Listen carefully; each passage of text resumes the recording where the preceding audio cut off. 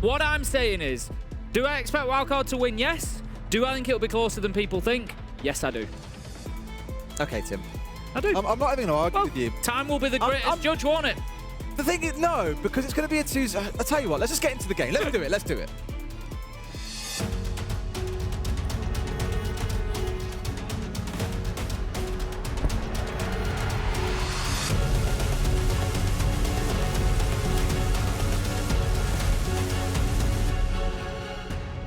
So, where were we? Tim's insufferable argument is, I think it'll be a 2-0 to Wildcard, but Daystar will win a few rounds. And I was like, yeah, that does tend to happen in Siege, mate. No. Oh, here we go.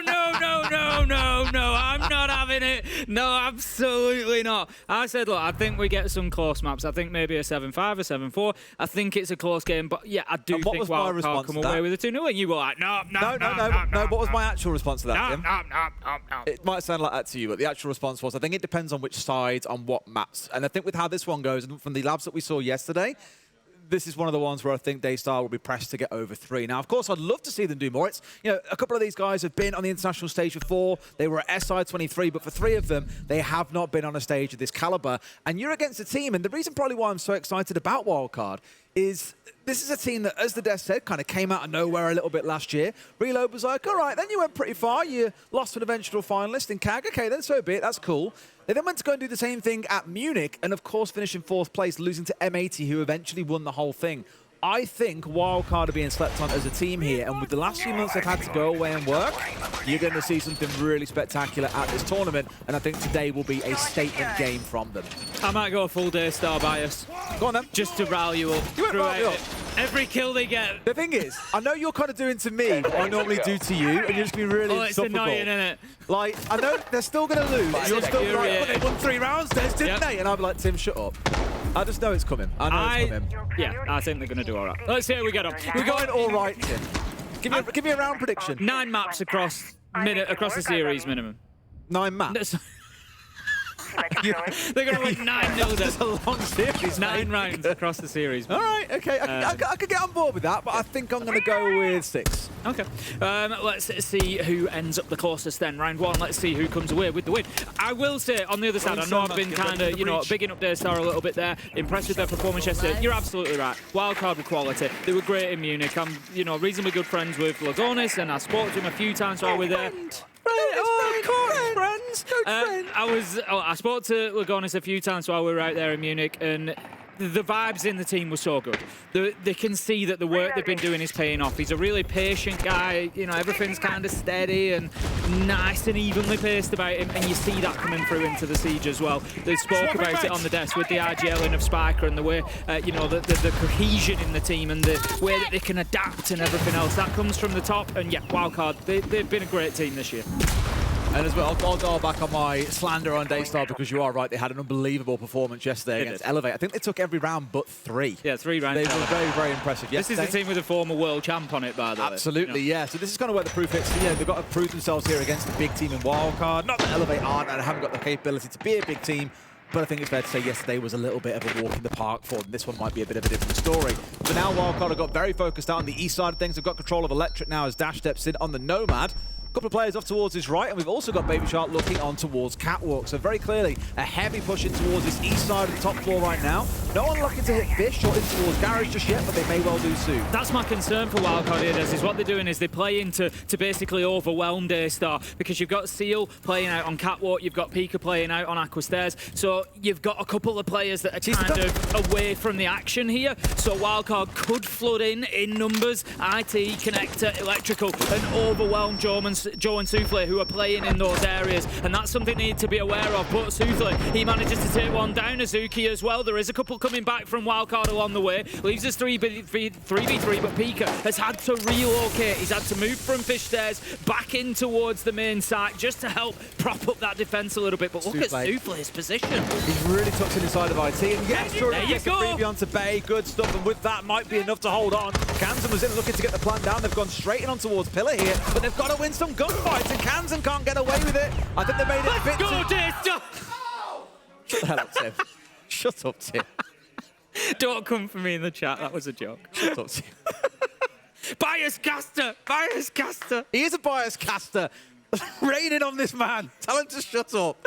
But no, it was a weird one. Like, very commonly, we'll see a bit more focus coming in around Garage, around that catwalk tape, because it helps put pressure in towards IT. Soufflé wouldn't be able to play there, for example, if IT was fully opened up and they had players coming in from the backside towards Garage. But because it was very one-directional, coming out from the attacking side of Wildcard, it was very comfortable for Daystar to manage. Don't get me wrong, still played it well, both sides getting a couple of kills back and forth, but I think just a little bit too, again, one-directional from Wildcard. Completely agree. As I said, they were trying to kind of overwhelm that front line of Daystar, but what I like from Daystar was when they did lose players in that front line, they actually replaced them really well. Pika moved in from Fish Stairs at the right time. You know, they moved across, Joe came in from Catwalk. They knew that they needed to fill those gaps, and they did in a dynamic way. Soufflé's play was pretty ballsy, to be fair. Yeah. Getting straight out there, up to the breach, hiding himself away. What did he get, 2, 3 in the round? It was 2 for the round. Really good play from Soufflé as well, showing confidence, and that's another thing. When you've got a team like Daystar, maybe a little bit less experienced at an international level like that, you don't want to see them come into games and kind of be, you know, afraid of these names. It's Wildcard, they've just been in the quarterfinals, semi-finals of Munich, and you've got players like Kansan who they've been all over this game for years, and you know he's got a spot named after him. Yeah. Like, you know, you don't want to see him back down from the fight. Bay is going to back down Joe for the time being. No, Come on, Bay, let's go! There we go. That's the entry for Vicecaster. You're going to push me so hard to the Wildcard side because of this is the thing. Just because I'm stubborn and I want to be competitive against you, I'll do exactly that. It'll be absolutely ridiculous. One thing I'll touch on for that last round as well on the Maestro, like being inside of IT, 99% of the time a player dies there, they get a flashbang thrown at them, they just died to a player sat on the IT wall. It was a big risk taken by Soufflé that paid off, but a little bit towards Wildcard, not identifying that and not doing anything about it. Minute into the round then, we've lost one player from this one. Joe has gone by the wayside. Wildcard are actually making really nice progress at the minute. They're not like rushing anything, which I like to see. They've gone a round down to Wildcard, but they're not, sorry, to Daystar, but they're not like getting concerned about that. It's one round, it's no problem. We go on with our game plan. They're not like getting baited into getting aggressive or trying to snatch it around or anything like that. We're a minute 10 in, still plenty of droning going on. Baby Shark, Kansan, both outside the map, Dash as well. All just sending those drones in, getting that intel. Where are Daystar? How are we going to break them down? Learning the lesson from Soufflé as well. You know, Soufflé's punished us last time. We weren't aware of him. We've not dealt with him. Let's make sure that doesn't happen again. Beautiful kill. Kansan manages to pick up Seal. We've got another battle going on there. Baby Shark can't quite find his man. Flashbang will be active as well, but right now, Wildcard in the driving seat as Bay finds another. Yeah, this one looking a little bit pedestrian in the sense they're still trying to challenge this window, and Baby Shark just carries on, finally get him in the end, but there's been 3 players to go for this fight, Tim, and that just means elsewhere the diffuser can go down. Great use of flashes throughout this round. I do want to stress, by the way, from Wildcard, excellent in making sure any aggressors or any defenders were being pushed away by the flashes and collecting kills off the back of them. Brilliant round. Yeah, really well played. Come on, Wildcard! Really good round from Vicecaster. Really good round from Wildcard there. Like I said, they've adapted from that first round. They've recognised that Intel was part of the problem. They were punished by Soufflé. They weren't going to allow that to happen again. And then they have gone in there in a nice structured way. And it plays into what they were talking about on the desk as well. Fox and Lax were talking about Spiker and this IGL in and how the team the blueprints. Look at them. How the team is so controlled. And that's what we saw in that round. Really nice control. A really nice IGL'd round. No rushing. This is how we're going to go and deal with it. These are the positions we need to take out. Really good stuff from Wildcard like that. All right, so one apiece. You've seen a little bit from both teams so far. A good defense in round 1 from Daystar and a brilliant attack in round 2 from Wildcard. Even biased in the language that I use there. Did you see that? I said good about round 1 and brilliant about round 2. How does that make you feel, Tim? I feel fine. You sure? I'm not as easy to bait as you, Des. I don't know. You're easy to get on the hook. I don't know. I've got video evidence of how easy you are to bait sometimes. To be fair. The wonderful one about a fortnight versus 2 weeks and all the rest of it was brilliant. To be fair, I do have a habit of biting. You have your moments, mate. I'll be a great fisherman after all these years of casting with you, I think. Okay, let's move on to round 3. Going to be down in the basement for this one. Nope, control storage. Is it? Oh, sorry, control storage, you are correct. Right, mate, you are half blind. That's exactly. I've got a top-down view, and I've got the view that you all see at home on the other side, and I can only see one at a time, so let me on. Those old man eyes of yours, Tim. Not my eyes. It's, yeah. I won't go there on that one. I'll leave you to that one. My brain. It's your brain. I will say as well, the mirror has been something across a couple of rounds that we've seen stepping in, but look at this. They've just gone straight in through the storage window, and they're already planting in. What more is there to say? They've got full control, 3 players inside the storage. Dash has gone a little bit aggressive there and trying to hunt down what's going on elsewhere around the map, but it doesn't matter because he was the distraction party. Spiker has got that diffuser down there outside the building, and Kansan is ready to strike on the vertical if they come above IT. This is very well executed, and Daystar have been completely blindsided. Yeah, it's another good call from Wildcard there, just recognising that I think, you know, yeah, let's throw a few curveballs at them. Daystar, like we've said, not the most experienced team at this level, so yeah, let's throw in a rush. Let's see how they deal with that. Let's see how they deal with a bit of aggression. We've got Azuki out of the map here, just trying to get something going. He sees his man, but he can't get him. It's the shipping containers in his way. 3 kills come in, 2 for Baby Shark, and that is going to be another round for Wildcard. Wildcard in round 2 and 3. Wildcard! Looking a cut above. Very good from the North Americans in the last couple of rounds. Absolutely excellent, yeah. I'm rising above. I'm rising above. You've been the bigger man, are you, Tim? Yeah, I'm rising above it. It's all right, mate, so you're not the bigger man. Someone said to me yesterday, he's like, oh, you're taller than Tim. I never realised that before. And I was like, I've always been taller than Tim. No, he just wears big shoes. True. That's not true. He just wears shoes with big soles. That's not true. To get that extra inch. Honestly, don't expose me. We're already in for a Daystar timeout here. No surprise, really, after 3 rounds. You've had one of each side. Let's have a listen in. 喂，哦，有了吗？好，前期跟中期的时候啊，我们 focus 在打个小组，我们选一个区域，像你刚刚那个垂直房，可以打车，我们就专注在控好我们的 vending 或厨房，而其他帮点，对，如果点内需要帮，提早讲，阿主席，点内需要帮提早讲 ，OK， 好不好？小心他们打快的，然后 win con 记得点出来，刚就像皮卡讲的，最后 win con 根本没点出来，好不好？ 沟通，会紧张就沟通 ，Seal 会紧张就沟通。奥子琪多讲话，点内看到什么，要不要支援？现在需不要支援，还是怎样的？好不好？做出一点判断，读懂他们要干嘛，然后丢出解法。OK，Let's go。 2 really well RGL rounds coming out of Wildcard, round 2 and 3. So Daystar, you know, I think the conversation there probably needs to be around, let's be aware that they might come in with that aggressive rush. We need to be, you know, prepared for that from second one.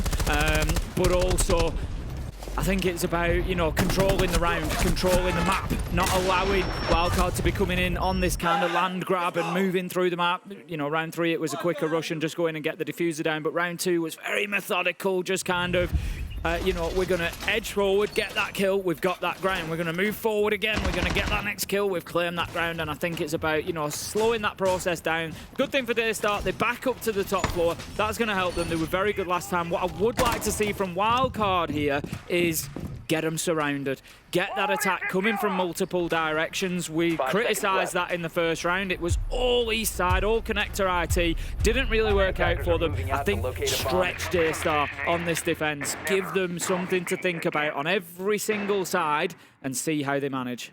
I think there's also an element here of the ban that came out of Daystar being the Dockerby probably has also gone to Wildcard's favour, being like, oh, well, this is fantastic for us. Because it does leave that Blackbeard available to them. It hasn't really shown itself as a major threat. They used it in round 3 to get the plant down, and that was it. So the team haven't had to endure it, but back in round 2, they did have to suffer from the Dockerby calls coming out. So I actually think here, Wildcard has sort of baited out that Dockerby ban and then said, cool, we're playing Blackbeard non-stop, and removed the main thing that was a nuisance to them that I mentioned earlier on. In the mirror, it was played across all 3 rounds, so that being removed certainly makes their life a bit easier. This might prove to get even more painful for Daystar. Yeah, Nade comes in. He's not going to do the job, though. That's going to leave the shield in place for Azuki to play behind. It's the Warden as well. That was getting the mute, but it's okay. Now they'll get the flowers in. But still on the Warden. Going to make it difficult he missed. So he missed the drop off from the This is a problem. Has had to go the long way round, and the fuse wasn't long enough to then get the Rotero in. No, this is a problem now. Azuki managing to still hold on to that utility. And yes, they've got more, but the question is, where else could those drones be going? That's the big question. You know, what other utility could they be clearing out? They've got Souffle in the position that he played last time around. So, again, unforgivable if they start giving lives away to that this time. The problem is that this is where they need the catwalk control, and they can't go and jump onto Souffle now because Seal, for example, is on catwalk. He needs to be dealt with. Souffle taking a little bit of chip, though, tries to step away, and they finally managed to get rid of him because at the same time, Seal's being distracted by Kansan. However, he wins that gunfight. There's one more. Baby Shark jumps in, but it's trades back and forth all over the shop at this point, Tim. Only 2 left standing. Pecan's down on the deck. It's a 2v2. And again, Daystar have reacted well here. Azuki's moved back in from Aqua Stairs, recognised that there was no pressure coming from that side after all, so he's now bolstered the defence back inside a side. 2v2, it's down to Joe and Azuki to hold on. Bay and Spiker pushing forward, but both low health, as there is a bit of chip damage on the Daystar side as well. Time is the big factor. There's plenty of it for Wildcard here. They can take their time, they can see if an opportunity presents itself. They've got to bait out the last smoke from Joe, and then they can worry about trying to make their play, I think. And that's probably the little dance they're playing now. But the problem is the attackers don't really have an easy way to get through and deal with the setup out of these last two. They're standing side by side, really straddled across the 2 sites. I was going to say a rotate away might be a good idea here to push in towards Electric, but Joe's made a move of his own. He's inside Electric. He's got the shotgun close range. He's in a good spot to be able to contest this if they do try and push through. And they're going to know from, there you go, bulletproof cam, as I said. They're fully aware Bay's walking in. Azuki's got his teammate telling him where and when to swing. Does exactly that, and now it's up to Spiker. About 30, 40 HP. He's going to be opening a wall with an exothermic. 15 seconds left to go. He's got no option, really, other than to just go in looking for kills. He's actually used that exothermic as bait to then go around the opposite way. The barbed wire is going to make the situation even more difficult, and Daystar have played this well. Nice and calm, not got carried away, not gone chasing the kill. Another successful top floor. It's 2-2. Played it really, really well. And yeah, it was good, that.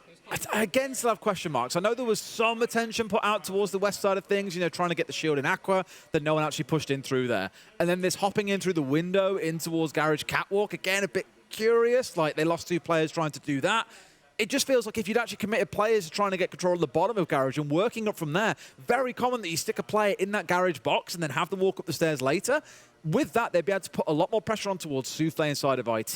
They could pressure Seal, who was up on Catwalk. Just feels like a bit of a missed part of the puzzle there for Wildcard across those 2 rounds, and that leaves things 2-2. Well played by Daystar, but now they've got to win on the 2 rounds that they haven't managed to win, or the 2 sites, sorry, they haven't managed to win so far. Yeah, that's the big factor for Daystar now, because I think Wildcard, looking at this, if you can get your 2 attacks on top floor, you know, they're the ones that you lose, and then you get the other 4, and you come away 4-2, going on to the defense and Art Evan Labs, I think you're going to be more than happy with that, to be honest with you.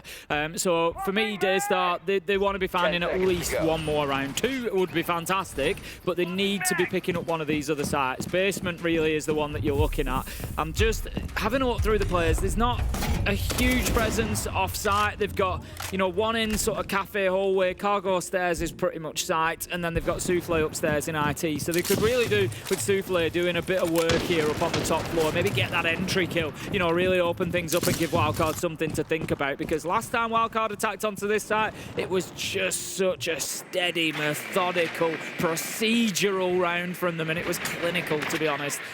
Daystar didn't stand a chance. Right, well, Bay is on that ramp, so a lot of vertical control to be established on the top floor first. That means pretty much everyone on Wildcard will kick things off up on this top floor, get it cleared out of the defenders that are up here, of which right now there's only the one. It is Souffle dug in on the Tuberow.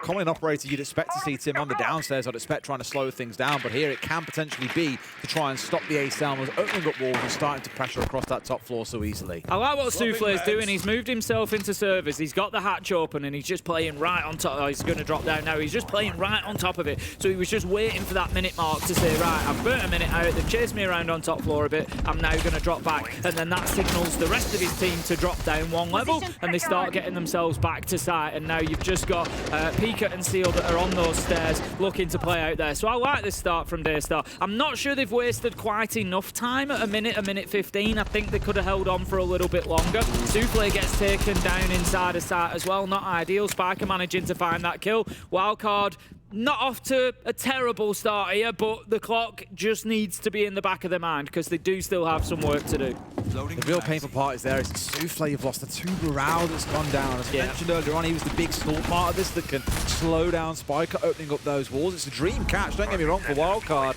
But for Daystar, it is a little bit punishing. At least they get one back with the C4. It's the Deimos taken offline, but immediately there's a response onto the pulse of the big operator gone, and that shotgun at close range! Seal doing the work and bringing down both players on the side of Wildcard that were pushing in towards Cargo. It's now a 3v2. Yeah, great work from the smoke there, and it's such a common position, isn't it? Wildcard, I feel like, should have probably had a bit of a better plan for that. They went in behind the one flash, and it just wasn't enough, and they get seriously hurt, and look at that. I think Seal's just managed to sneak past fast and get himself into a position here. Spiker maybe unaware, but Seal just too much movement and gives himself away. We find ourselves now 1v1. It's Pika versus Spiker. Pika's going to drop down, head back to side, but there's 30 seconds left and Spiker's got Diffuser in hand. Daystar, they can't plan to just hide away for this one.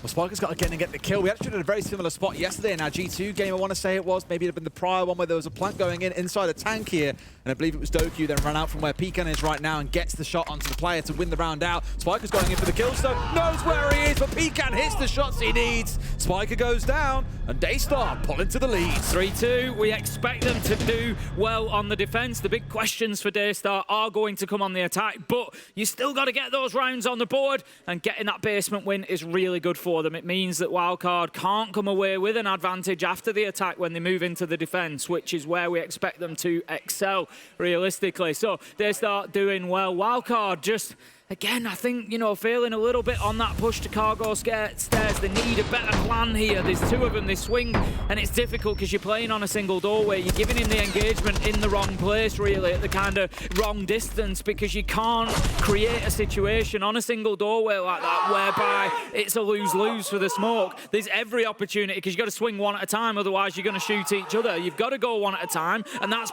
perfect for that smoke shotgun. You know that he's going to do exactly what he's just done. So great play from Seal. We saw it from him yesterday, to be fair. It was pretty much a 1v4. He didn't get all the kills, but he got 3 of them, and then the time ran out, and, you know, he closed out the round in 1v4. Seal showing some real clutch ability in the Invitational so far.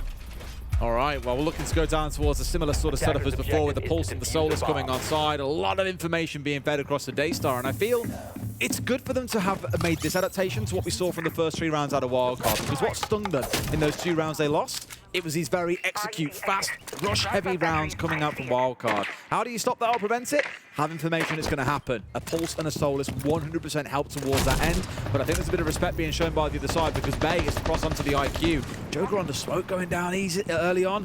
Not great here. Tend to try and want to hold on to those smoke grenades till later on in the round. Yep, Joko is Joe gone. Dash manages to pick up Seal as well. 5 versus 3 now. And that is, again, good advantage for Wildcard. These are the attacking rounds where they've really excelled, where they've been able to go in, locate those players, pick up kills and get the man advantage, because they don't kind of chase the round from there. They will still play methodically, and they will use. We see some teams get a man advantage and not really use it, not really, you know, take that opportunity, whereas I think Wildcard so far today, at least, have been very good at doing so. They've lost 1 along the way. Dash has been taken down. He was playing on the knock, so not the end of the world. He will have probably been playing on a little backstab somewhere, seeing, you know, if he could sneak into a tough position and get a couple of kills. But he's been found out by Daystar, taken down, and that leaves us 4 versus 3. But it worth raising that Wildcard have had the entry across all 5 of the last rounds. Only in the first round did we see Souffle getting the entry onto Spiker, but despite that, obviously they've lost 2 of the 4 that we've seen so far. This one's still to be determined, but this goes to show that Daystar have been pretty good at fighting back into these rounds when they've lost players. This one may start moving to be a stretch too far though, Tim. It's a 4 versus 2. Wildcard surely can see this one out. Yeah, there's all the time in the world left for him as well. 1:20 when you've only got 2 players to find. It's going to be really tough for Daystar to hold on. I just want to give Spiker a shout for that last kill as well. We saw Souffle with the Reaper primed and ready to go on the window, knew that the challenge was going to come, but Spiker's still hitting the reverse headshot to take him down. Beautiful stuff, and that really does cement the advantage. No way, for Wildcard. back for this. Kansan manages to pick up Pika, but again, that leaves us in a position where it's Wildcard getting back on the drones, still with the due diligence, still making sure that they know exactly what's going on. Last kill picked up by Spiker. That's going to be Wildcard leveling things up. 3-3. That angle as well through the floor on top of the boxes outside from Spiker. Wonderful stuff. For a second, really thought we'd see the shotgun coming out for a second top fish again to get a freebie, but no, Kansan was there on the watch. Good cover for his Deimos teammates. Now we march, as you say, all things equal, 3 apiece. Let's take a look at what bans come out to kick things off. We saw the double shield ban coming out in the first half. We had the double Electro Bros coming out in Bandit and Kai being taken away, followed, of course, by Dockerby and by Mira. First bans are probably, I imagine, going to be including a shield. In fact, no, it's going to be the ace taken away. So Hard Breach is going to be the focus, I imagine, for Wildcard here. Probably going to be followed up with a Thermite, I'd imagine, as the next ban, or a Hibana. Yeah, you would have thought that they'll probably go in. They might take a shield, though. We've seen a little, you know, prior over yesterday particular of kind of taking the shield and the Hard Breach. We'll see where it goes. Double Hard Breach would make sense, though, as you say. And here they go. It's going to be Wow. There we go, Mirror and Capito. As I say, sometimes just taking Ace is just such a self-sufficient operator, and I think taking him along the way, he's able to work around the mute and things like that. So definitely a good hard breacher to be taken out of the action. Capito, we know the value there, particularly for clearing places like Catwalk. It's not actually. It's going to be a storage and control defense coming out to begin things here for Wildcard, but we may well still see some presence up on the top floor in and around Catwalk. So if that's the case, by getting rid of the Capito, you really secure that position. I'd expect maybe Bay on the Azami to be playing up around there. We do see them quite often up on that Catwalk in the corner, just around there. And yeah, I think getting rid of that Capito is going to keep them a lot safer, because IT Wall or Garage Door are both prime locations to put fire arrows up there and make life an absolute misery on that corner. Look at those bans in a bit more depth as well. It's definitely target bans coming in against Suzuki and Steel, respectively, with the Ace and the Capital bans, two of their most played operators, both in their top 3. No huge surprise, you want to try and take away some comfort operators from the other side here. Just make life that little more difficult on the attack. Key one, of course, worth noting is that back in the first half, we had the Kaid and the Bandit banned away. Here the Bandit's available, so naturally we're going to see Baby Shark jump straight on towards that. Both IT walls electrified off, and I imagine they'll also go towards the wall that looks in towards Connector. At least that appears to be the case. So there's going to be a little bit more to work through on the other side, but this is why having things like the Zero and the Twitch on side is going to be helpful, and failing that, you've got the IQ that can go in below, but that's been brought along, I'd imagine, more for the Pulse and the Valkyrie. The Valkyrie especially, an operator we haven't seen tons of so far at the tournament, Tim, but I think we all know just how scary she can be with that information.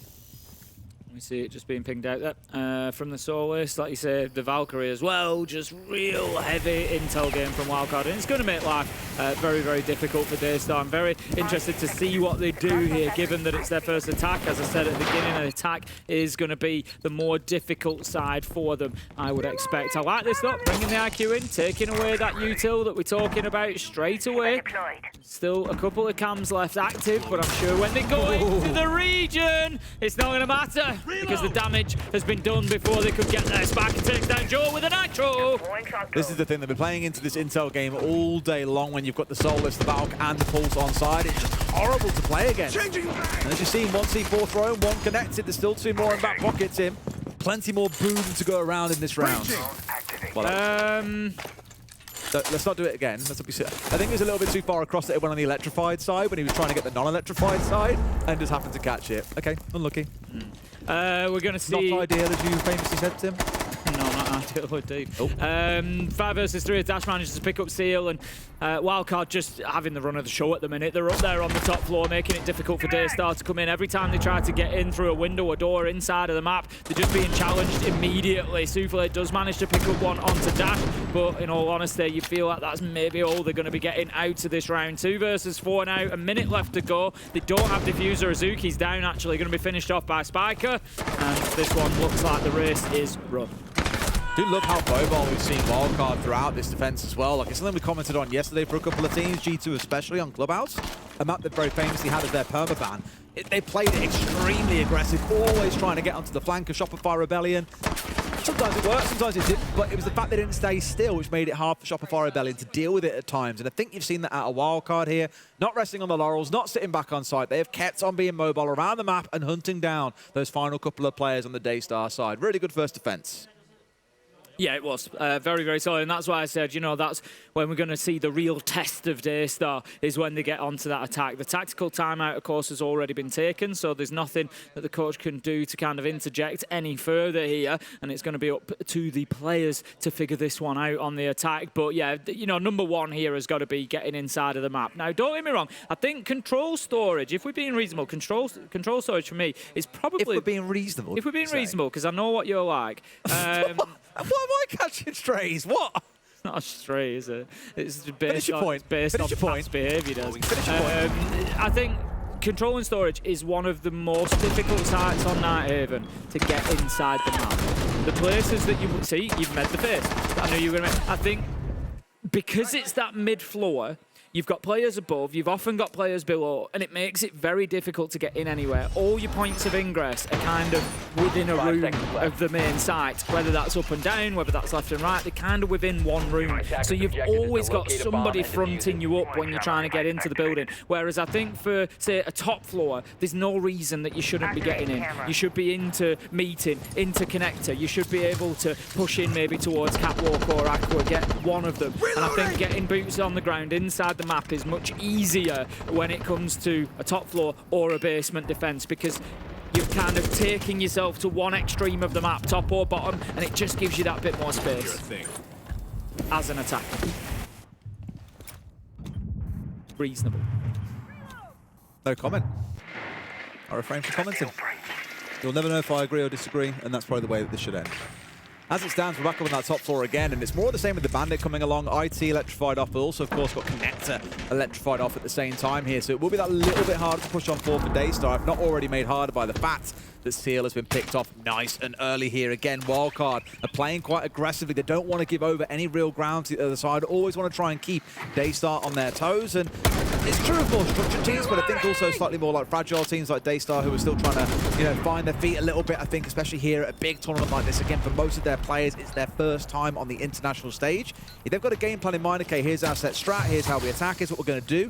Best thing you can do is get up in their face early and pick off a player or two and just totally upend that game plan and force them to think on their feet, because that is where less experienced teams tend to struggle. And I think you're going to see that happen now that we're into, I was going to say a 4v3, but at least they've equalized this out into a 3v3. Yep, Joe finds Kansan, and that leaves them with at least a little bit of breathing space. But the problem is they don't necessarily have control of too much. They've got Azuki on the elbow of Warehouse Catwalk. They've got Joe inside of IT. Souffle is the big question mark at the minute. He's kind of headed over towards Aqua, but there isn't really space out there because Dash and Spiker are both playing in that location to defend against that push. So if you're Souffle, I think you've got to take the drone there, maybe hop in and help Azuki from, you know, Catwalk instead and try to push through IT. Joe does manage to pick up Spiker though, and that creates a little bit of room for Souffle. Does he know that Dash is down here on the stairs though? Not 100% sure. Baby Shark close range though, gets one. Will he find a second as Joe's trying to push onto him? And now Dash and Souffle are taking their own engage. There we go. Baby Shark's on for a triple. He's got to find a quad to close it out. Souffle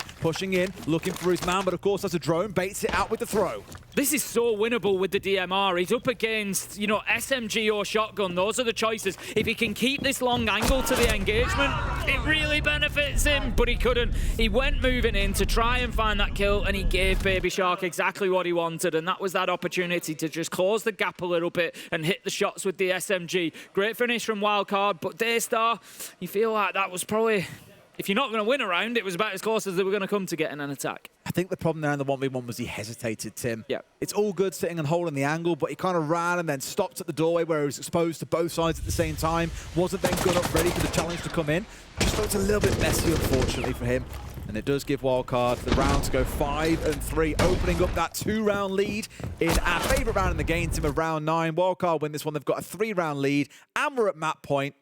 He's enjoying that one, isn't he? He played it. He should enjoy it. He played it perfectly. He did. So, you know, even the little things. He took the challenge on the door, and then we saw the cycle straight away to the shotgun. I know I'm on a close-range engagement, so he takes that fight, and he wins it with the shotgun. But then what does he do? He hears the comms. Souffle is over. He's got Dash on Aqua, so he knows he's coming from the other side. So straight away, he dips himself back into IT because he knows where that attack is coming from. If I go into IT, I've now got a narrower cone where I have to look, where I have to keep an eye on everything. I can see him coming. He's not going to be able to hit me on a flank. I'm not going to play a game of, you know, ring around the roses around Pillar, for example, hoping to get on the right side and giving him that opportunity of a 50-50 fight. Baby Shark put a wall behind his back and guaranteed himself, I know the fight is coming from that direction. And it was really good from him. Really, really good. Okay, let's see that how round 9 goes. As I said, it's quite a crucial one because if they lose it, Daystar this is, then it's 6-3. There's a 3-round difference and Wildcard are at map point. If Daystar went back in striking distance, you can see a world where they can fight back in. The problem is they are yet to win an attacking round, and this is the 3rd round of the half. the third site that they need to attack to show what they can do. Not forgetting that Wildcard started out 2-1 on the attack. For Daystar, they simply can't match that record, so it is definitely an uphill struggle for them at this point. Let's see if they can change things around. It's going to be a full map clear by the looks of it, as well as we have got some players upstairs from the side of Wildcard, and it is the basement that we're defending, so a lot potentially to work on for Daystar. Otherwise, they can try and hit the site directly, but that feels like a pretty big risk. Even with the phone call ringing out, Kansan still manages to remove the Dockerby. Arguably there, Pican miles ahead of the rest of his team, way out of position, and pays the price for it. Yeah, this is where I was a little bit worried about Daystar. As I said, you know, getting onto the attack, having to react to what Wildcard are doing. You're much more playing Wildcard's game here. You're playing into their setup, and Wildcard are just super organised, and they're defending really, really well at the minute. So very impressed with the North American side. They're making it so difficult for Daystar to really gain any ground. They're using intel well. We've seen the Valkyrie being brought repeatedly. Wouldn't be surprised to see it banned out after this round, by the way. And yeah, I think doing a great job at the minute of just holding Daystar at bay and giving them nothing. Ooh. Batman in the form of Blackbeard, apparently. Takes a little bit of chip on his way down there, Joe. Almost fortunate in a sense that the C4 was in the hands of Dash at the time and not his guns pointed directly at his feet, but steps up with a wonderful shot onto Baby Shark. But that's the problem, Tim. They get one, elsewhere they lose two. Yep. Once again, we're in a 4 versus 2 for Wildcard. The trades have been great from Wildcard, and again, it just comes down to that team play. Joe manages to pick up pace, so that's the second. Nearly makes it a third as well there. Seal just getting caught out almost as well. 1 versus 3 as Spiker takes down what seemed like the real threat, the Blackbeard on the side of Daystar. So now Seal with super low health. I said he had a 1v4 yesterday. He's not going to do a 1v3 today. Dash, he races towards the end of this one as he manages to put them onto map point. It comes back to all that I said earlier on. Wildcard, if you look at the kills that came through there was nothing going on around site itself. Everything was either getting C4s upstairs, it was looking for kills around the first floor. The initial killing towards the Dockerby, for example, was right in the middle of control and storage. It was a very strange place to be in to lose a player so early. But Wildcard are not sitting back when they get these entry kills. They are constantly pushing forward, not giving Daystar time to recollect themselves. And that is what's making them just look so disheveled, disorganized, chaotic right now. It's working wonderfully for the North Americans. They're at 6-3. We're going to Kitchen and Cafe here, Tim, rather than restarting our cycle. And interestingly, no, it wasn't the Valkyrie taken away. It was the Ram taken offline instead. Okay. I mean, that makes... The Army, sorry. Shut up. Shush. Don't talk. Carry on. Makes perfect sense. Shush. Makes perfect sense from both Be directions. reasonable, Tim. I am being reasonable. Thank you. Both bans make perfect sense. I thought you were going to say it makes perfect sense. Yeah, speaking about Valkyrie, and it's a ramp band away. Lol, there's attack and defense. Hello. That doesn't make sense. Yeah, it makes perfect sense for Wildcard to have taken the Ram away, knowing that they were going to Kitchen. You know, but also it leans in towards a basement defense as well, and it leans in towards custom supply. So 3 out of the 4 sites, they're going to benefit from that Ram ban. So, you know, it makes absolute sense. As Army, yeah, I think fair enough. I don't think they will have been expecting to attack onto Kitchen necessarily. I think you're looking more towards Warehouse elbow, like I said, on that catwalk, and there's Army playing in there. Look, it's one of those, isn't it? It's pick your poison. Is there value in taking the Army out? Yeah, of course there is. Have they played Valkyrie and hurt you with it every round? Yeah, they have. So, are they going to do it again? Yeah, they will. You know, but if you take the Valkyrie away, they're going to do the same with the Army. The problem is that you're playing against a very top-tier defense at the minute in Wildcard, so, you know, you've just got to pick what you want to deal with, really. And also, I just want to stress, I spoke about it back in the first half. That's now been 8 rounds in a row that Wildcard have found the entry. Yeah. They start finding the entry only in a single round. That was #1. This is the kind of worry that I had for them coming into today, was you are against a different caliber of competition today. I know you had a great day yesterday, but Wildcard are probably a top 4 team at this tournament, given how their performances started to shape up last year. I think they are being met with a harsh dose of reality, unfortunately, at least here on Labs. Maybe things are different for them on map 2.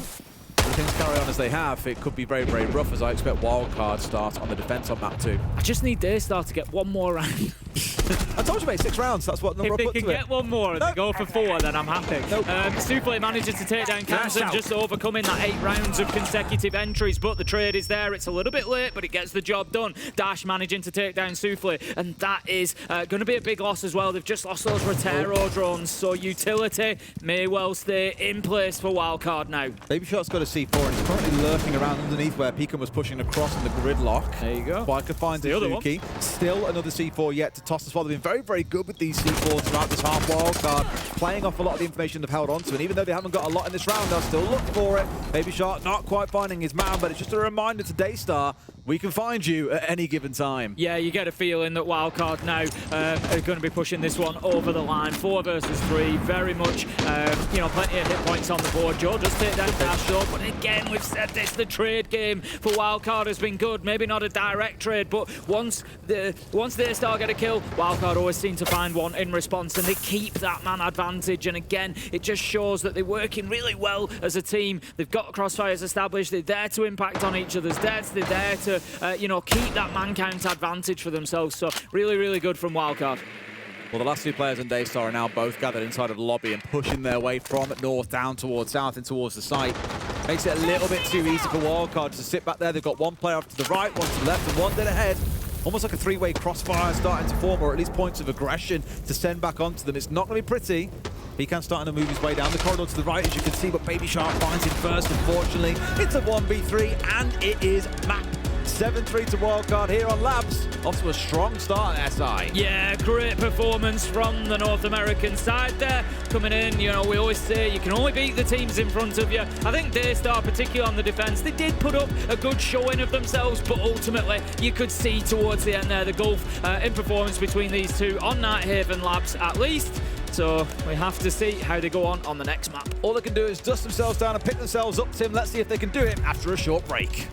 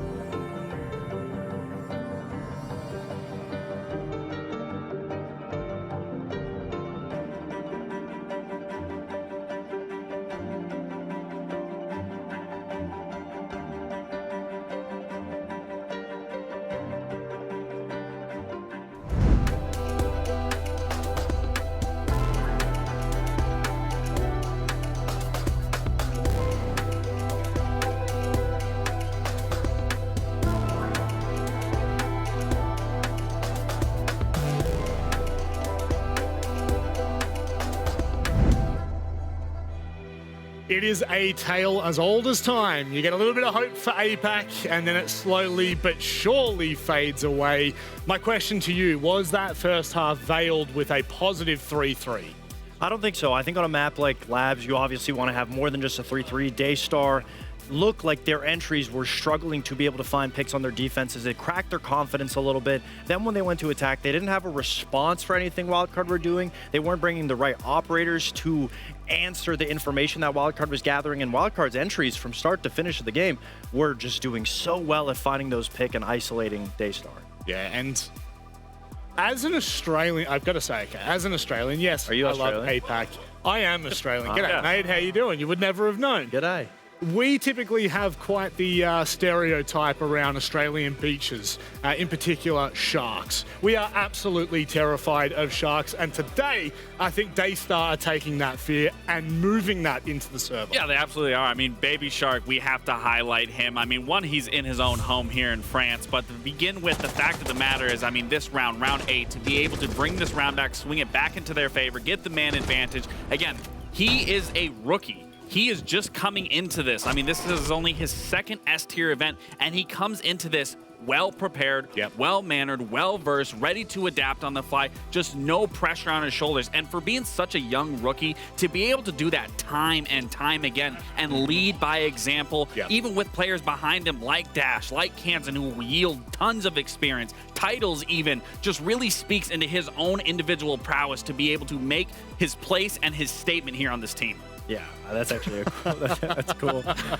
But that being said, even in the clip, you could see all of the pings, the yellow pings, the red pings coming out for Baby Shark, the constant information, and that's what we're talking about. It didn't look like Daystar was prepared for it or even acknowledged that problem in the first place. And I really think that just goes back to them being concussed with how aggressive Baby Shark and Bay were on their defensive side, that once the sides swapped, they weren't really in a position to be able to understand what do we go from here. I believe they really underestimated the key information from those Valkyries, from the Solus, just any bit of that, because they only brought IQ that one attacking round, but then the Pulse was C4ing, the Valk was C4ing them. I mean, it was a constant information game that I just don't think that they were really putting the pieces together and how they could counteract it. Where Wildcard, again, I thought this was definitely going to be a game for them to win, and they absolutely nailed it on every single front. We've always pinned APAC as the region, the teams that struggle to adapt. We move to Cafe now. We're talking about an information game. How important is this going to be for Daystar to adapt and to move forward in this series? First things first, I'd imagine Daystar should at least at this point acknowledge the information was the biggest issue. They go into it, maybe ban out the Valkyrie right away. Also, Cafe, much smaller map than Labs. There's a lot less area to move, to be unpredictable, which was Wildcard's strength on their defenses to add the layers. So I'm assuming I want to see Daystar, the entries, be able to come back to it. Going slow, going together, the 2-on-1 positioning. When I was looking at their matchup on Lair in particular, they were playing a lot more dynamic. They were always moving with each other. They were always moving with a purpose. They were always trading off one another. They were always prepared. This time around, they were very static. They weren't very fluid, where on the other side from Wildcard, they were constantly moving. You could just watch those 3v2s. They would instantly collapse on a player to be able to get that trade, to get that information, to get the win going into their favor. That's what we need to see from Daystar. That's what we saw during Elevate. They were playing with such precedence to be able to win that round, to win that engagement, and then to push it further to win the round, to win the match. That's what we need to see. We need to also see them start becoming more lively. They were typing in the chat too, Elevate. We aren't seeing that quite just yet. Yeah, unfortunately, Daystar, they don't look down and out yet, but they are on a 4-round loss. run, and that is really devastating heading into Cafe. They're on the ropes. Will they bounce back?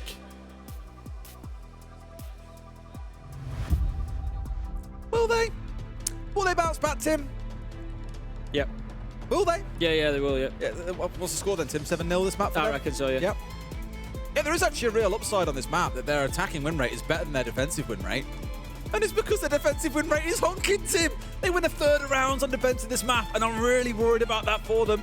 They've got to do an awful lot here on the attack, but also on the defense. Let's see how it goes. We're ready. Let's get into Cafe.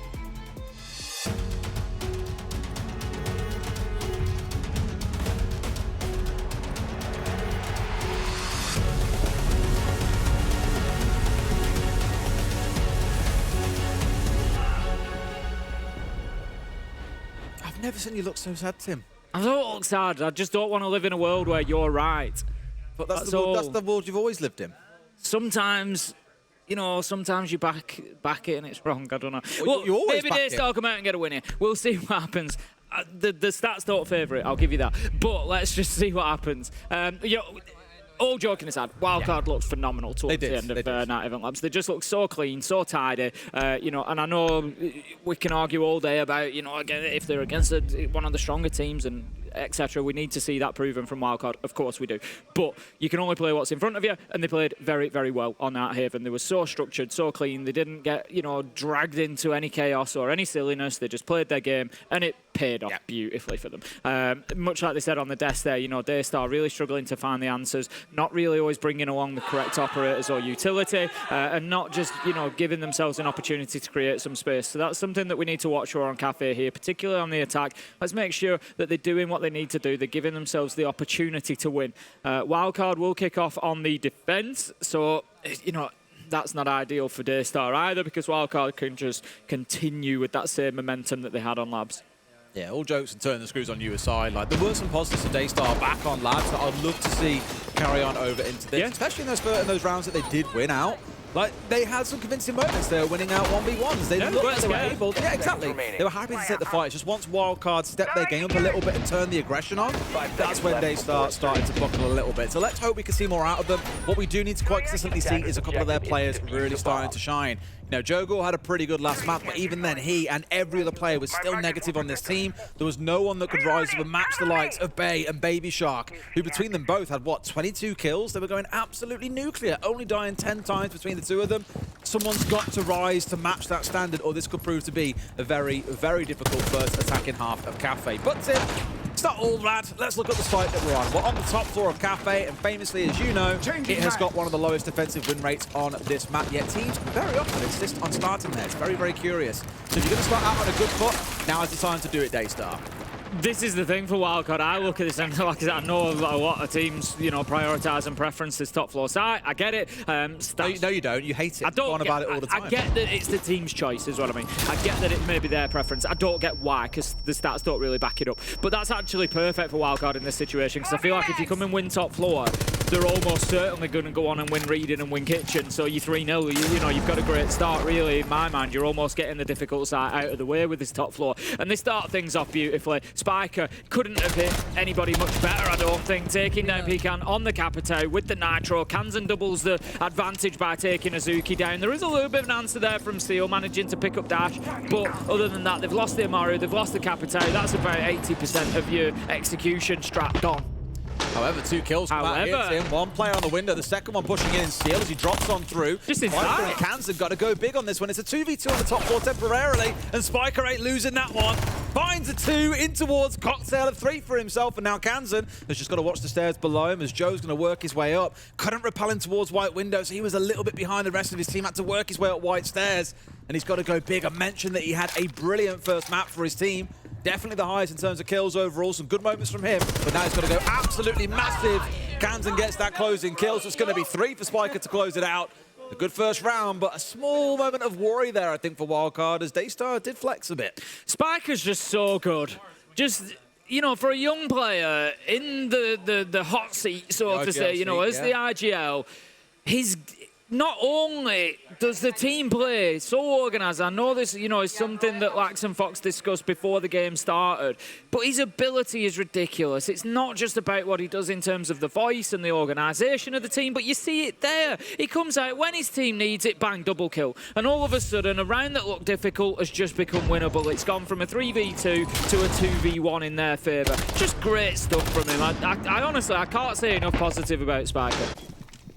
And when he first appeared as an IGL, there were questions on, can he be that IGL that North America needs to see grow and develop? And I think it's fair to say he's answered that question multiple times over the last year, and hopefully, as I've sort of alluded to, goes on to do it here at SI. I would love to see them have another top 4 finish, and dare say upset the standard. Everyone expects to see our usual big names in the top 4, our Brazilian giants, teams like G2, Falcons being up there, M80 definitely pushing their way through now after winning the major. It'd be cool to see Wildcard up there, because they're kind of that underdog, and we love a plucky young underdog team.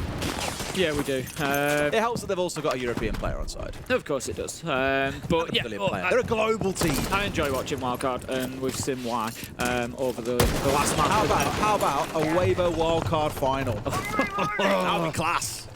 Don't tempt me with a good time, Des. Imagine if it happens. Good heavens. Spiker, again. Can I find any more positives for Spiker? He comes out, headshot again. His headshot rate, I'd like to see actually for this. I'll have a look in a minute, see if we can find it. His headshot rate has been great as well, and that's why he's winning these fights out so quickly. We saw it in the last one. It was a 50-50 fight, but he hit the headshot, so he won the fight. He then hit the headshot for the guy next to the bomb chassis. He's just picked up a headshot for the opening kill, taking down the gridlock, so you're going to have those flanks exposed. Again, really good start from Wildcard, and they've fallen back and now look to control the round. Can't find that stat off hand, mate, but I'll try and get it for you later. C4 almost finding another player again. It's the C4s on Labs are terrifying enough here. They just keep on throwing them, Tim. No window is safe. There's always an angle that someone's got with a C4 in hand. And while they haven't finished Suzuki off with those 2 C4s, he is quite precariously low now. A bullet or 2 from death. Oh, beautiful from Joe. Just manages to find Dash. A little 50-50 gunfight there. Hits him through the soft wall and level things up 4 versus 4. Starting to make a little bit of progress upstairs. Joe's able to start making use of that sledgehammer, get some vertical angles, but you just feel that the big problem for Daystar is going to come when they have to take the next step, which is moving down onto that mid floor where they're going to be taking more of those active fights. I do want to touch again on what we heard Fox and Lack speaking about on the desk, which is the lack of, it's not really a lack of respect, but a lack of adaptability coming out from Daystar to show that they can deal with these intel-heavy operators. Kansas now down in kitchen, look. They've had the Valkyrie on side, they've got the Mozzie here as well. There's just no real response from the other side in terms of lineup to help deal with that. Not even an IQ to show a bit of respect towards it, and that's why they're paying the price of these C4s and being stung and shot in the back repeatedly. They need to start dealing with these operators better. Drone goes in, just checking around sight. I think maybe Daystar just getting a little bit ahead of themselves there if they wanting to work in there. Another headshot for Spiker, something that we'll probably be keeping an eye on now that I've mentioned it, but he just wins those gunfights so quickly and is doing some real damage. 5-0 at the minute. 3 versus 3. He does get taken down with the reverse headshot, so Joe's going to give him a taste of his own medicine. How was that headshot? It was... It looked like it was right at his butt. I don't know. Okay. Different player. That's why we got baited. You got baited. I didn't say anything. The Pulse is going to be picking up that. Oh, it could be a big nitro. It's just a little bit too slow. Doesn't quite get it. Seal's actually getting that diffuser down just directly up above him. He's not anymore. It's going to be a trade. They're going to have to go in, grab this, and try to throw it down on the ground. Surely there's going to be an answer coming from the Pulse. There we go. Shotgun goes up through the floor. Kansan picks it up, and Wildcard once again in confident control of round 2. Very comfortable so far, absolutely. And again, a really good round making use of the operators they had available to them. The fact that Pulse dropped downstairs and wasn't contested by anybody at any point during the round sort of says enough. I think about the number of times that I've seen teams attack on towards Cafe and they start down the basement with the Dockerbee to go hunting for roamers. That's normally what's done. Let's have a listen. 配合从看车做起，好不好？不要每个人想要自己 C 了，好不好？我们专心打我们会的东西就好。Like guys， 啊，执行的时间。 压慢一点 ，alright， 好不好？他们一直出暗眼，我们拿 IQ 跟 Twitch 来看他们啊 ，fuck 那些 default 的角色 ，fuck 那些我们，fuck 那些 default 的角色，康他们 ，OK， 慢下来，听得懂吗 ？OK， 好不好？把配合做好，把执行做好，不要一直想做事，一直很痒，一直想做事，一直想很痒，想做 play， 不要再这样了。来。I love how there were about 5 words in all that I IQ and understood. Twitch in there, so I think recognising, you know, we need in a bit, we get Twitch. Oh, you're recognising the wrong words compared to me then. Well, you know, it's maybe just a guys, talk, guys, okay, and then the word I won't repeat. Look, you know, I think looking towards dealing with the utility that they're facing up against. Coming into this next round, they are picking up IQ and Twitch for the time being, I can tell you. Slow down, let's not go Thatcher, Twitch, IQ. This could be a bit They are much. going max anti-util this time. The problem is that they face, if we have a look at those last couple of rounds, yes, they've had the Valkyrie to deal with, but the last round particularly, they had the Pulse. It was the Pulse that did the real damage, and the Twitch and the IQ aren't necessarily going to help you too much. They're going to switch the IQ for Deimos, which I think is more of a direct response to a Pulse, for example. If you can get the track onto the Pulse, you're going to help your situation there. They've abandoned a lot. Okay. Yeah. We have that conversation, and then it all disappears. I'm not too sure about that one, Chief.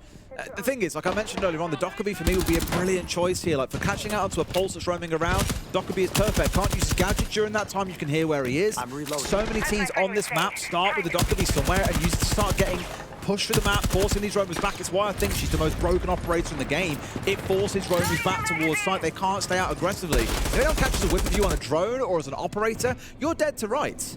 And the fact they're not looking to play that is why I'm a little bit perplexed. You'll see more and more teams throughout the tournament use it because the top teams all know how powerful she is as an operator. Baby Shark's desperate for a jump out here, and he's taking intel from the Pulse. That's absolutely beautiful teamwork that we've seen there. Good response coming in from Daystar. They are ready to pick up the trade. Baby Shark loses his life. The Solus is a big loss, but so is the Hibana. That's their only hard breach available to them throughout the entirety of this round. And now that Azuki is gone, for example, if Frieza is fully reinforced off, which I don't believe it is, they don't have an easy way through. Only really soft breach now available in the form of the Buck, or of course in the form of the Ram. But if that hatch is closed inside a fireplace, they are not going for Frieza. And I imagine that comm has come straight back to the rest of Wildcard. They have got no hard breach. Let's make sure we now play different parts of the downstairs where they have to push through because they can't use fireplace anymore. Yep, 4 versus 4 then, and the push is all going to be kind of just repositioning itself at the minute. Nothing going on outside of Bakery, just relying on this top floor. They need to get Seal in there doing some work, along with the Ram as well. Just get those angles opened up. But Wildcard, they're not in kitchen anymore. They've basically all dipped out of sight, as you would do when the verticals start getting opened up. And again, it just shows how Wildcard are a step ahead of the game here. They know exactly what's going to come. They've got the entry kill. They then move on, and they get themselves out of sight, so the verticality is not going to hurt them. And it's just time that they're wasting. This is a good way to do about it as well. Spotimus one's a little bit out towards the side, isolated, trying to get a kill back here. Oh, of course he finds it! Kanzen gets away with the kill and evades the nade damage coming in from above. It could not have gone worse for Daystar. Cannot be allowed. Cannot be allowed. Beautiful stuff from Kanzen there. Just great movement. Gets himself into the second as well. Picking up a headshot onto Joe. Just doing great work. Diffuser's down cold. They've got control. Kanzen trip. Well, just give Kanzen the round, I reckon. So Tim, I'm happy to admit I was probably wrong as well. I said they get 6 rounds. I think it might turn to be less at this point. This is bruising across these first 3 rounds. They've had their tack time out. There's nothing more they can really do to course correct here. It's all down to the players to find a way through. It is looking rough. We heard the coach say they've got to talk more, and unfortunately, after this bruising round, I don't think there'll be much more going on. This one is going to be a wildcard round. They go 3-0. On we go to the 4th to see if fortunes can transform. Yeah, pretty much certainly there. 3-0 locks it out. And like you say, Daystar not even really looking kind of close to around here because Wildcard are just locking this one down so tightly. You know, the thing is, I kind of feel for Daystar a little bit there because what can you do? They've got Pecan holding the tight angle into court. They've got the nade coming down from above. They're kind of doing everything right to clear that position. It's just that they're against Kanzen, who manages to get himself into the corner. Pegan's missed it, and it just shows the fine margins we're dealing with at this level of Tier 1 Siege. Pegan's had his opportunity. He's hit Kanzen. When he's gone across to get away from the nade, that's when he has to get the kill. And I know that it's a really tight angle, and it's a really difficult shot to hit, but that's what you're dealing with. That's what you're going to be doing. You can't let Kansan get into that corner away from the nade and then be able to fight back against you. He should have died whilst he was trying to get across there. And, you know, that's just the reality. Is it difficult? Yes. But guess what? Welcome to the Six Invitational. Absolutely. Imagine we'll start the same 3-site rotation. Bar and cocktail going to be where we head to in round 4 in just a moment. But I think we've got a quick tech pause coming out here or something of that ilk before we get ourselves back into the action. Yeah, it looks like, I don't know, maybe a headset issue or something. We'll get that dealt with as soon as we can. But well, I don't know that, you know, even a tech pause, the players can't talk or anything. They've just got to sort of sit and resolve the issue. But I don't think it helps them here, to be honest. I think, you know, even having a break, I don't think it necessarily hurts them. They're 3-0 down. It's not going to get any worse, is it? But I just feel like Wildcard, they're not going to be fazed by this in the slightest. You know, they're a very steady, very well-organised team, and they're just going to be, you know, absolutely chill, wait to get back in, no problem. Absolutely. Time of your own thoughts can sometimes be the worst as well, just knowing what you've got to face again for the next 3 rounds. That's what I mean. Exactly that from Daystar's perspective. It's like now you've got a chance to start thinking about how badly wrong the first 3 have gone. But you know what I love is Wildcard have also in their ban, they've banned out the Dockerbee, which what was I speaking about during those last couple of rounds? It was that normally you'd see a team employ a Dockerbee and you'd punish the roamers, you'd hunt down a Pulse, for example. Daystar had a lot of things they needed to ban there. The Pulse has been a problem, the Mozzie has been an issue, the Valkyrie has been a problem. You can't ban them all away, but the best answer to all of them probably would have been the Dockerbee. Now that that's offline, similar to back on Labs, after we played the first 3 rounds, we saw the bans come out, and I was like, man, this now only gets even harder for Daystar to be able to fight through. We're in the same spot once again. They are losing the operator ban war. And again, you know, to reiterate what Fox pointed out on the desk, in the last map, we saw a number of occasions where they weren't bringing the operators they needed, such as the IQ to deal with the Valkyrie. You know, we've seen that again. It's something that was even mentioned, Twitch, IQ, we heard it in their attack timeout. They still haven't been bringing those operators along, but it just shows what Wildcard are doing. Wildcard are sort of saying, they're recognising, look, the way to beat us here is to use Dockerbee. You're not doing it, but we're going to take it away from you anyway, just in case you figure it out. Like, you know, Wildcard are playing against the game that they should be facing, and again, that just, you know, raises the difficulty for Daystar. It feels like a real stop hitting yourself moment, doesn't it? They're just doing more and more damage to themselves here, Daystar. It's like, look, we know you're not using it, but we're going to make sure you don't, because that's the way you could probably beat us. Yeah, and here we go. At least we've got a drone inside here to know there's a player inside of reading, and somewhat on the hunt, but no dash. He'll be slick. He's an eel. Hard to lock down, hard to track. Has already started moving out towards White Stairs here as well, so that information is already outdated.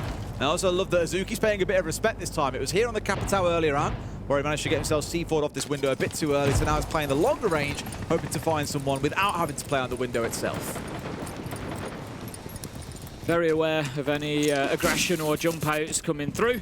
And sending the shield. Joe on the Blackbeard is going to be the one that tries to create a little bit of space. He's going to have to get through Kansan. Toxic Babe Canister does come out in Cigar to prevent that Blackbeard's progress, so they continue instead with the focus on the windows. For now, Azuki just holding that angle. Lock people in place where, if anything, he wants them moving. How? No. How? No. No, thank you. That really can't happen. Not at this level. It really cannot. And it's a shame because Joe's played so well across the 2 maps, like I've said. Kill leader for his team right now alongside Seal if you combine the 2. Just, you can't lose a shield like that, Tim. I love this from Spiker as well. I've said this countless times. You know I love a pre-ripped nitro, so you don't get that audio cue when it's coming out. So he's just playing with that gadget in his hand for the, you know, probably about a minute and a half of the round at this point. So he's just waiting for that opportunity on the windows, as it is. It's going to be Spiker. Instead of the nitro, he's going to get out of the garage instead. It's just getting a little bit silly now. It's, again, best time to disrupt your enemies when they're getting set up for an execute. They showed that back on Labs. They've done it again in this round in particular on Cafe. They are looking like they haven't even had to get out of first gear here so far, Tim. The defense is looking very, very comfortable for Wildcard. Yeah, it is. Well, maybe things will get, you know, a little bit better when they get onto the defense, Daystar. I'm just trying to talk. That mouth, that lung full of copium, Tim. I'm just trying to talk as a game up here. I'd just like to see Daystar have a bit of a run back. No, what you really don't want to see is me be right. which so far That I'm as being well. proven to be. Yeah, that as well. Look, like I said, you know, Daystar showed us a bit better than this yesterday, I think. Yes, they were, you know, I mean, they would, so that's true. Elevate aren't necessarily the same quality opponent as Wildcard, but, you know, Elevate are certainly capable players, and I do feel like Daystar's performance was better yesterday than we've seen today. I feel like that maybe the occasion's just gotten to them a little bit today. You know, they're playing against Wildcard, who've come in and really punished them for any small mistakes, and not even that sometimes. It's just Wildcard are playing so good, it's, you know, Daystar are struggling to break them down, but it's really piled the pressure on them, I think, and they seem to be reacting to that a little bit, and just drowning a little bit. But we will see how they go over the next couple, whether they can maybe grab themselves an attack. Just that's what they've got to focus on here. Just try and get one of these last 2 rounds and give yourself something to build on. Okay, let's see if they can do it. Let's lock in and see how round 5 plays out. It is down on this first floor, I believe. It is with Fireplace and Mining. Looking at the attacking side, team, they're going all out for an execute by the looks of it. They've got the Thinker and the Lion. Dreadful combo of the days gone by. Also got the Ying on side, and of course the Capital that, as I said earlier on, is one of their favourite operators to play with. They're not wholly surprised to see it be a thing. The question then rises towards Wildcard is how do you deal with that? Because we heard Super say this yesterday during the tap timeout for Shopify Rebellion. You know, we haven't hit them with any cheese yet. Let's go something a little bit cheesy, rush them a little bit, something a little bit cheap to see how it goes. Daystar looking to maybe do that in this round, though no one's really gathered and set up on the windows just yet. They're still a bit scattered around and trying to do the initial setup, and I imagine the poking and prodding. My only worry with that is you give Wildcard then time to find the odd pick here and there that completely unravels this execute you've got in mind. That's it. It's all about timing. It's all about timing and getting that judgment correct. We're going to have the Candelas go in. That's going to be the marker to get things underway here. We can see the Capital utility. Joe goes in, manages to get a kill onto Spiker, 5 versus 4. Maybe they can get a little bit of ground ahead of them here as Pika manages to get his way into a position to plant. Nitro is no good, but he stopped on the plant and it gave him the opportunity to hit the Nitro. No, Daystar! Tim's having a meltdown here in the casting booth. I don't think he'd have got it down anyway. I still think the Nitro comes over, but still. It was a really good start. It was a really good idea as well, but with that falling apart now, you've lost the Ying, you've lost the Capital, you've used all that utility. It's going to sting. It's going to be hard to recover. They're going to have to do it the old-fashioned way, Tim, or going in and shooting people. They've got 2 stims left on the Thinker as well, so Souffle is low health, but that could be bolstered a little bit. You got Kansan and Dash both on low health, so Daystar, they just need to be careful here. They've got a minute left. Let's use it. Let's find out where these players are. Use any available drones that you've got, pick up their positions, and put them into unfavourable fights, because with their HP, particularly, of course, Kansan and Dash, they are going to struggle to come out on top if you go 2v1 at them. They might get one of you, but you're almost certainly going to find the trade. For now, Wildcard actually playing very different to how we've seen them do before, which is being a little more passive for a moment, just to see what's going on. Spoke a lot about their willingness to disrupt and get up in the face of Daystar and stop them getting their plan pulled together and executed as a unit. Just picking them off one by one was always the greatest way to keep their communication absolutely crazy. Souffle getting rid of Dash, not a bad start at all.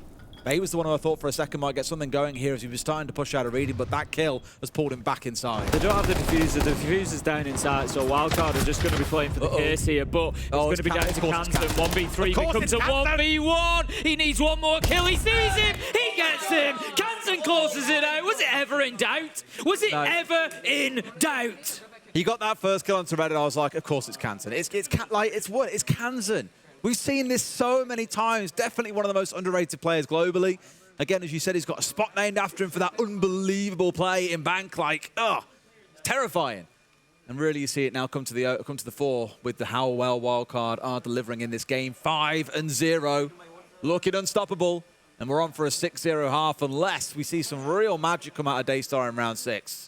I think that's the one that really breaks your spirit. I know you're 5-0 down, but I think that's the one where you kind of just give up, don't you? Because you were 3v1 and Kansan's basically just swept you away in a matter of seconds. Like, You've given it, the thing is, they've given him 1v1s. That's exactly the It problem. took him 4 seconds. Look, one onto red stairs, then another one, and then another one lines up here as well. He knows where they're coming from the whole time. Just maximum 4 seconds, barely moves his feet. And it's never to underplay someone's clutch because it's always amazing to watch, and it's a brilliant moment for that player. But I've always said this, is for a clutch to happen, the other team typically has to make a major misplay, unless you're hitting like a godlike flick on between players, right? That wasn't required there. There was a few seconds between each 1v1. Yes, Kansan has won every single one of those 1v1s. Fair play to him. But they've let that happen, unfortunately, Daystar. They have given him that opportunity, and he has just taken what was put in front of him. Another great round for them. Camden up to 11-1. They are absolutely flying. Daystar, again, still not able to get out of first gear here. They're very much stuck. And right now, I struggle to see how they get a single round on this map. Yeah, I'd agree with you. I think that was the one that they should have been winning. You know, just got into a little bit of a rush there at the end and, you know, fell foul of it. I don't think they necessarily needed to be rushing. You know, they could have just, even if it's just one breath, to say, look, we push at the same time, we know where he is, you know, and we deal with it from there, but they didn't. So for Wildcard, it is a phenomenal start to the Six Invitational 2026 so far. Looking electric, and I am very, very much interested to see them against, you know, one of those kind of top-tier teams, if you will, going up against somebody like, you know, a Falcons or somebody who's really going to stretch them will be an interesting one. Yes. When you start seeing the big boys starting to clash, things get interesting, and obviously we don't see much of that really until the group stage is over. We've still got 4 more days of groups to play. In case you aren't fully aware of the structure of SI right now, it is 4 groups of 5 teams, so you don't always get to see the big heads crashing together just yet, but it will begin to happen once we get into our second phase, so look forward to that one. That is going to be spicy matchups on the line, no doubt. Now we've got to get through this one, though. Hammers being swung, verticals being opened. All the stuff you'd expect on a downstairs attack here on Cafe. In about good time as well, Tim. 1 minute 30, I tend to see is the good benchmark for when you've got top floor control, you've got control of first floor, you've made sure that your flanks are safe, where we are with the gridlock, and you're starting to open up the downstairs. The important one here, though, Tim, is they've still got their hard breacher alive, so this time they can attack into Freezer if they want to. Yeah, the Tubarão is going to be doing some work. Sparker will be positioned in VIP. I would imagine that's pretty much the stock standard position for the Tubarão. So he'll keep that hatch closed for as long as he can. And he's also there to challenge for anything coming down white stairs. Again, he's going to be number one. Number one that Daystar need to move is Spiker in this situation. It's been a little bit of a day of firsts. I believe we've had, over on the B stream, we've had our first ace of SI26 coming on day 2. We also had our first 7-0 earlier with Weibo. I think, Des, we might get our second. We may well do. We may well do. Striding things out with 2 kills. Shock horror entries continue to fly the way of Wildcard. That makes it, what, only 3 that Daystar have found across the entire series so far.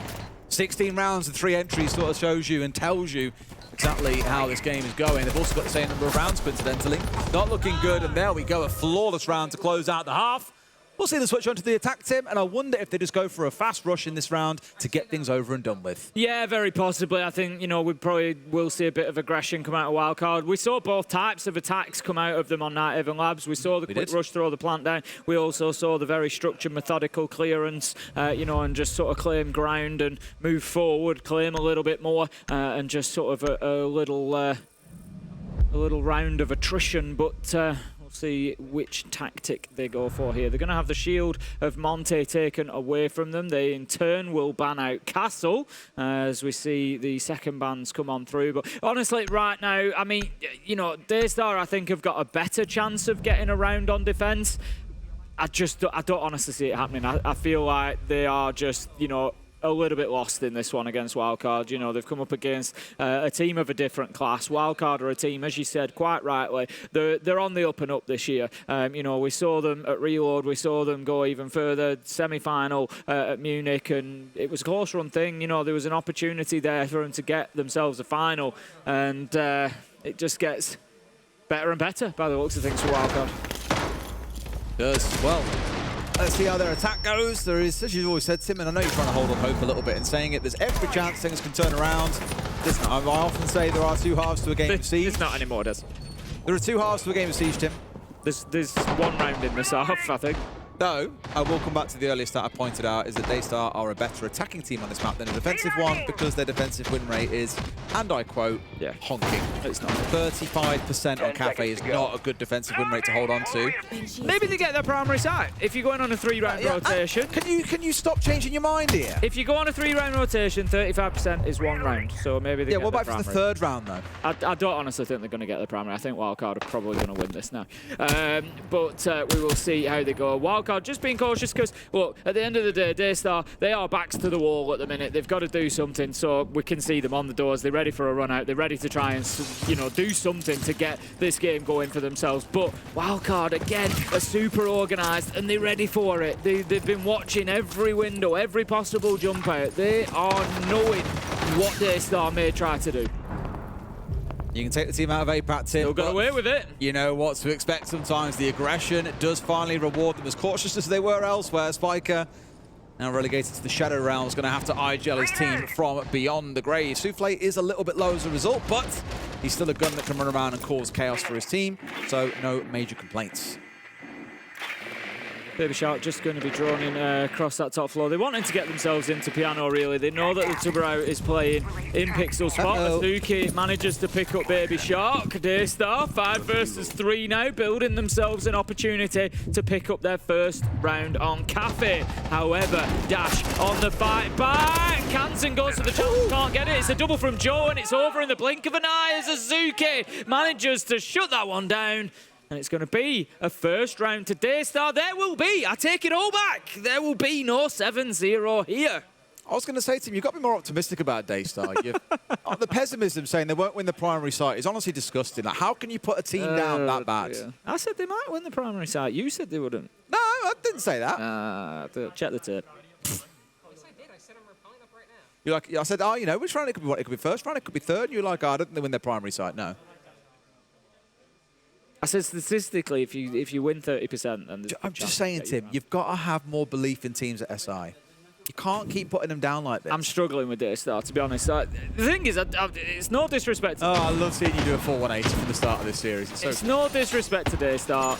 They were really entertaining yesterday. I've enjoyed passages of their play, particularly the beginning of Night Ava Labs, when they were competitive on the defense. Four rounds. Well, they were competitive on the defensive side. It was, a 3-3 split, and the siege that they play was fun to watch. But they're out of the depth against Wildcard, is the reality. They are out of their depth in this matchup.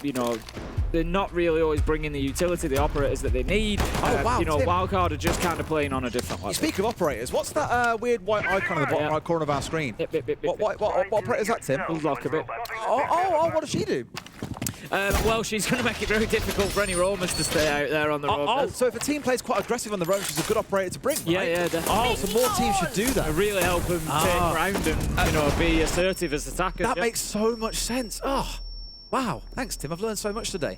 But absolutely, it's also the fact that it shuts down the cams, let's not forget as well. So Souffle might be on their co here, but when that call rings out, well, no one's starting any cams anytime soon. They become ineffective for that time period. And normally that is enough time for a plant to go down. And given Spikers on the sends with the plant in the back pocket, you can see 100% what's about to smack Daystar across the face. Drones will continue into that top floor. Wildcard going to be looking to get themselves that ground first of all, and then they will move through. They've also, they've got Kansen on the book, so that's going to be a lot of the verticality getting dealt with. I like the use of the Wildcard drones, getting them sent outside, just taking advantage of that opportunity. There is a countdown timer, of course, until the drone deactivates, so you've got to make sure to get yourself back inside safely, but it just gives them a little bit of a look outside, almost a throwback to those days gone by where the Valkyrie cams could be activated outside. That was something. I used to love that. Used to. Not anymore. Not no more. Well, for now, no one's gone down, so the entries, still heavily stacked in favor of Wildcard throughout the series, as we've spoken about. So far, Daystar doing good. We've gone over halfway through the round, and they still hold on. Pretty much every entry has been lost prior to this point, up until this stage, except for round 6, in which case it was very late on, but it was a flawless round either way for Wildcard when you boil it down to the sheer fact of the rounds. All this focus on the verticals coming on through. Spiker again still is the one to watch me, though he has handed the diffuser over to Dash for a small change in hands, and I want to see where these Sen's light screens are going to go. Only a minute left to go here for Wildcard, so they need to be thinking about getting themselves into position. They've got the Tubarão of Azuki to deal with, playing exactly the same position and method as Spiker was, and just keeping that hatch closed for now, and also a gun inside of VIP to try and challenge on into Freezer. 35 seconds left to go, still needs to be dealt with. Could find themselves in trouble if they just have to take the hatch drop. Would have been a mess there if that grenade had come back in by the magnet and killed him underneath, but no. They've got the drop. Keeps himself going. They have got it, but look at this, the angle. They've got to be so hot on the trigger to make sure they deal with this man. Out comes the two browser flash, rolls on through, and that's the way that they start their march on through. But Pickhand's got two, Tim. He's held on plenty fine here. Was looking for a third, but Cans, an angel of death from above, finds his man. The drop comes on through, but Azuki guns him down. Looks for another Baby Shark, gets him first, but time is running low, Tim. They've got to make a plan happen now. Cool coming out, but no, his teammate's gone down before him. They run out of time, and Daystar hold on for a second round in a row. It was worth a shout, but I'm not sure the Duck call with 3 seconds to go was the answer there. Maybe, you know, only 2 of you left alive. You might want to be guns up and just try to take the cover at that point. It stops the Yokai, so I understand why he had no does, reason to do Change a little bit of the pace, a bullet okay? Let's does do as well. something fast or direct bomb site. If they dig mining, we do the choo-choo, direct bomb site, plant and wheel, okay? Yeah. If they're reading, we do the fast walking white stairs, okay? Just Okay. the pace. Remember, Okay. just one thing, if you're gonna do, like, let's do really fast. We do the 2 full clears, let's say, so let's change the tempo, and then we think about it for the other rounds, okay? For top 4, if they repeat, if they do the electronics, we can still do fast later, okay? Don't Yeah. worry, because it's a good trigger. It's a good trigger, let's do it. Don't need to be afraid.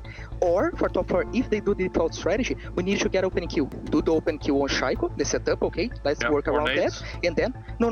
And then we go for the piano default, or we can get open kill on the Clash on Pix, okay, Spiker? And then, With yeah. you and Nomad and Kans on Kali, okay? So top 4, focus on the opening kill, 2 fastest for mining and reading, and if it's still the game open, nades for mining and reading, okay? Nades and then play.